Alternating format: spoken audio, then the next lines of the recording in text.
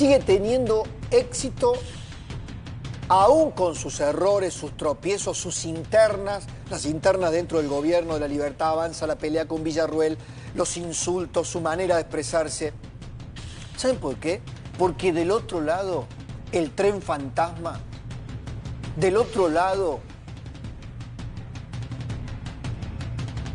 Frankenstein, el hombre lobo, Drácula, todos juntos le quieren decir a la sociedad que son alternativa.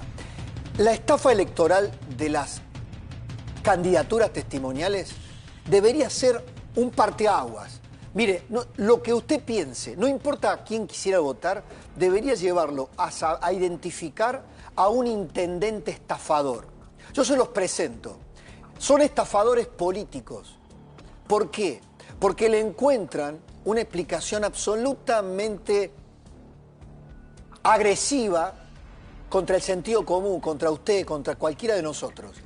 Estos señores, estos varones con B larga del conurbano, estos capangas, se ponen primeros en las listas de legisladores, de concejales, como cazabobos, sí. A usted que vive en La Matanza, a usted que vive en cada uno de los distritos donde gobiernan estos intendentes, Mario Seco, Andrés Watson, Musi, Ferraresi, Espinosa, le están diciendo a cada uno de los habitantes de su distrito, oigan, vótenme porque estoy yo. Es la subestimación del votante, la subordinación del votante, porque si no están ellos, no los votan, no los identifican. ¿Por qué creen eso? Porque han sido prebendarios, han armado un mecanismo de poder regalando, dando dádivas, perpetuándose en el poder con punteros políticos. Esta es la casta que está detrás del señor, de Kicillof. Entonces, las testimoniales en la provincia de Buenos Aires deberían ser duramente castigadas. Por algo, inmediatamente en las filas del PRO y La Libertad Avanza, empezamos a preguntarles, ¿ustedes van a ser testimoniales? A Valenzuela, a el intendente de Mar del Plata, a Montenegro. Porque si van a hacer lo mismo que estos señores, entonces listo. La sociedad tiene todo el derecho a no ir a votar en septiembre. Yo le encuentro, además de todas las otras razones, un sentido a ir a votar para castigar a estos señores. Estos señores que son intendentes, que te dicen que se postulan como concejales, pero que nunca van a asumir como concejales. Es una burla al sistema. Yo creo que también acá la justicia electoral, las máximas autoridades de la justicia electoral tendrían que poner un freno. Señores jueces electorales, no sean parte de la estafa. Si ustedes, jueces federales electorales, convalidan la estafa política, me van a decir no hay ley. Y lo que no está prohibido está permitido. A propósito, hay proyectos ahora que se han presentado contra esto. Pero el otro día, hablando con un hombre de muchos años en la justicia electoral, me dice, esto no se puede convalidar. Esto no se puede convalidar. Está con nosotros Iván Isasi. Hola, ¿cómo estás? ¿Cómo estás, Pablo? Un gusto. Gracias. ¿Vos tenés medido el impacto de los testimoniales en Tucumán? Exactamente. Bueno, estaba escuchándote claramente esta farsa, ¿no?, de muchos intendentes, pero ojo que también hay gobernadores. Nosotros tenemos estudios hechos en Tucumán, en donde el gobernador actual, sí, Jaldo, ha dicho que, bueno, se pretende candidatear y sabemos que obviamente no va a dejar de ser gobernador, ¿no? Claramente es una candidatura testimonial y tenés realmente un rechazo, no solamente te diría acá en la provincia de Buenos Aires, sino mirá, el rechazo respecto de las testimoniales marcadamente está en todo el país, 52% en desacuerdo en Tucumán, claro, para que el gobernador se presente a la legislativa. Ahí hay un problema, la marca La Libertad Avanza ha crecido muchísimo, estamos hablando de una provincia hace más de 26 años gobierna el peronismo, y entonces, bueno, hay una desesperación por parte de un gobernador que está buscando estos artilugios, ¿no? Claro, pero es la desesperación de los dirigentes con nombre y apellido. Fíjense, porque esto habla también de la destrucción de los partidos políticos.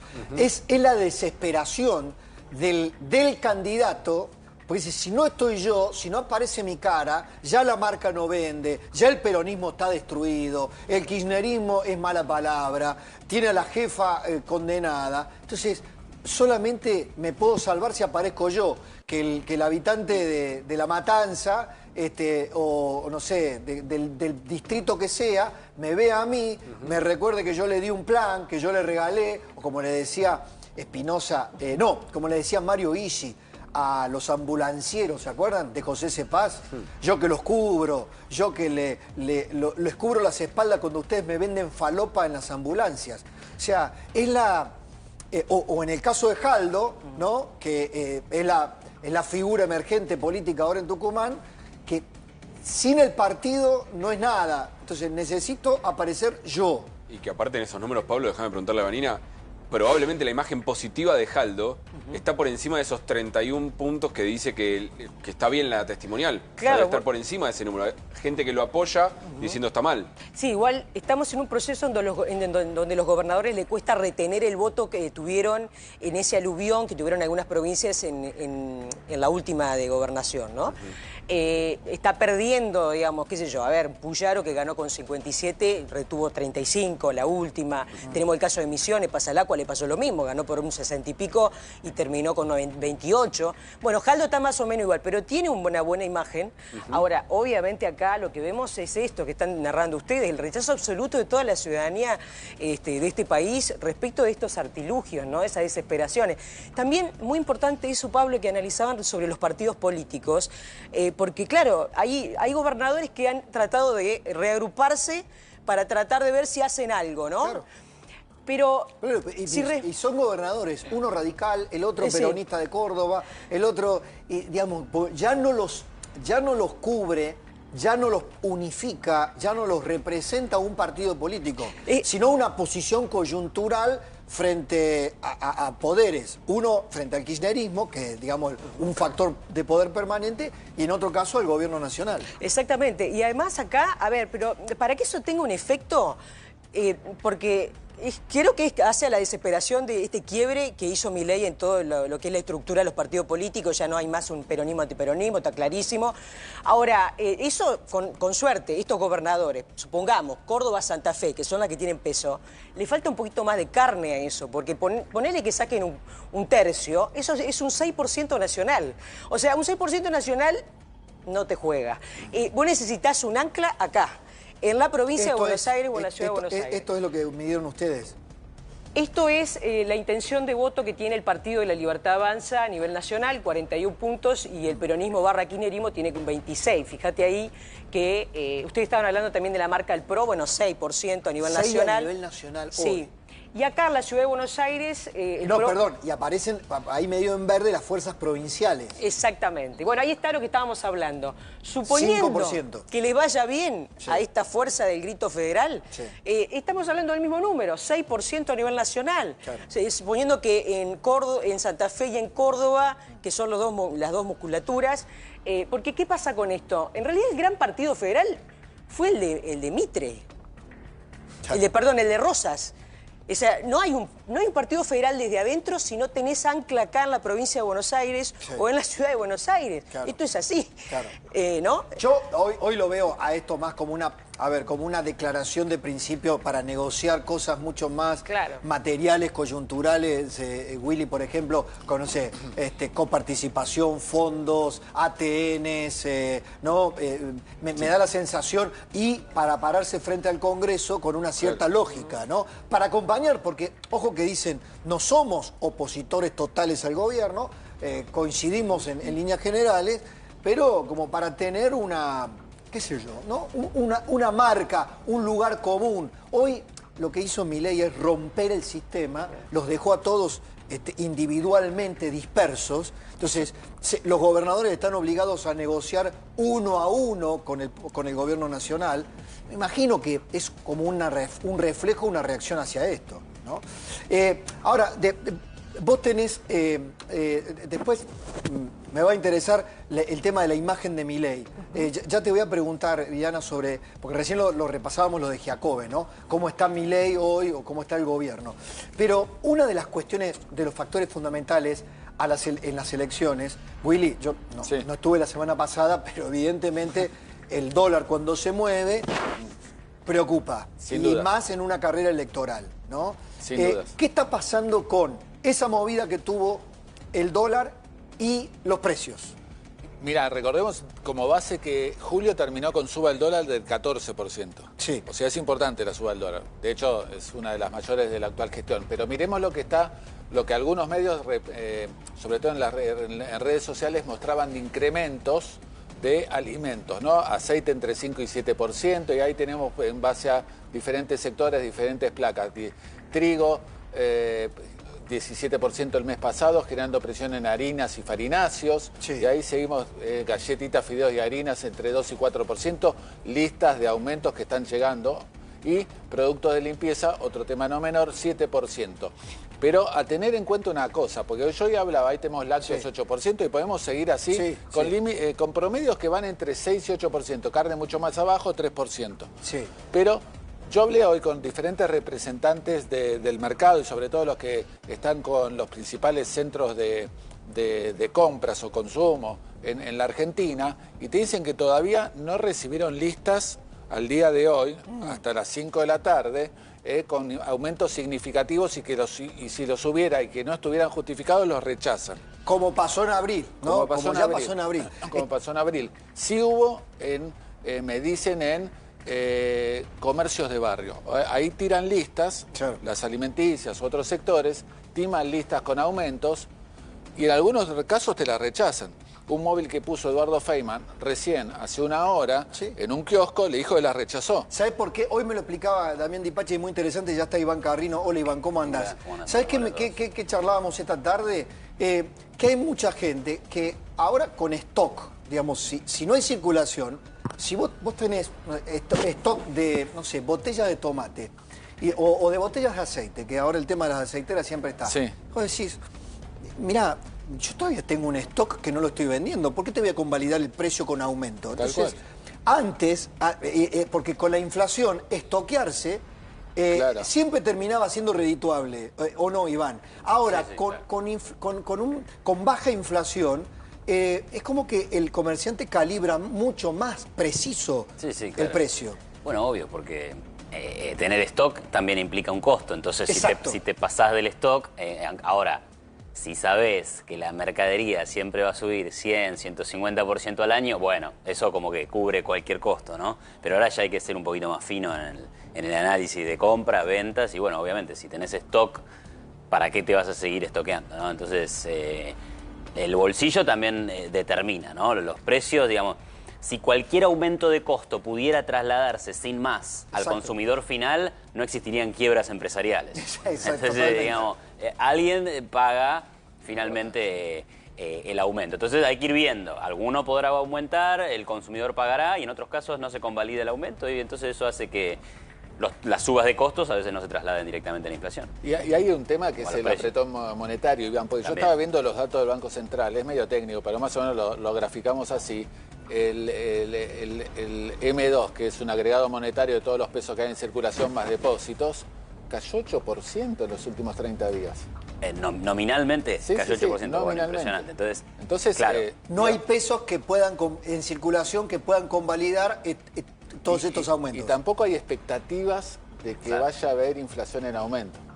bueno, yo diría, en base a los datos que estabas mostrando vos, tampoco, digamos, la inflación va a ser 1,5 No, a pesar de todo. no. Seguramente, digo, todavía no está solucionado. En otros países seguramente tenés subas del tipo de cambio que prácticamente no impactan en el nivel de precio. Acá algo vamos a ver todavía, digamos. Todavía seguimos en proceso, en tránsito. Porque hacia sí una hay una estabilización. inflación aparte, no es que estás en cero. Alta, o sea, además, inflación alta. Alta Entonces, para bueno, los estándares claro, internacionales está sigue siendo bajando, alta. estamos en un proceso. Bueno, el dólar, el profe Pablo dice, el dólar, la simbiosis que tiene el argentino con el dólar es única, no existe en ninguna otra parte. El que habló hace pocas horas, pocos días, fue Furiase, ¿no?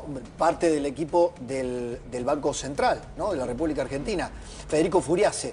Y hablaba del dólar y del riesgo político, porque ahora entramos, más allá de cuánto calibremos el mercado, el factor político, ¿no? Dale.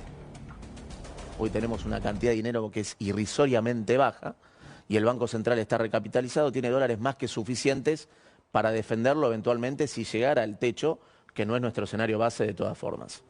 Lo que tiene que entender la gente es que el dólar, hoy estamos en un contexto donde hay ruido político, en un proceso electoral, es normal que las empresas y la gente se dolarice. Además, bueno, ruido político es lo que sucede en un año electoral. Por ejemplo, que el Congreso haga una ley para pegarte en el corazón del programa macroeconómico, que es el ancla fiscal.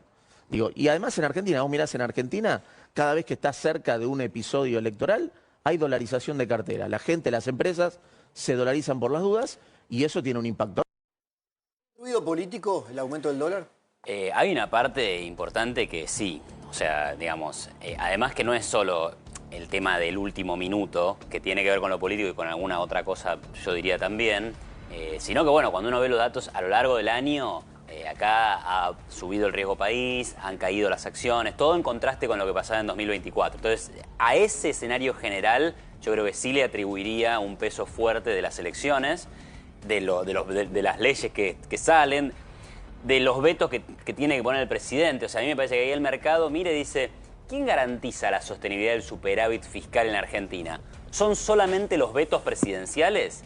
Y así como que no funciona, porque digamos, o podrá funcionar por 4 años, pero después cómo sigue la película, ¿no? Entonces me parece que eso sí, obviamente le agrega fragilidad a la estabilización económica, y eso es origen político casi 100%, ¿no? Después igual hay otras cosas que tienen que ver por ahí con una política monetaria que no termina de entenderse del todo, y hay algún cambio, y digo, cada vez que se meten con lo pasivo, digo, el año pasado, en julio del año pasado, inauguraban las LEFI, el dólar se fue a 1.500, ¿no? Ahora la sacan las LEFI, el dólar se... Entonces también hay alguna cosa ahí que creo que tiene que ver con...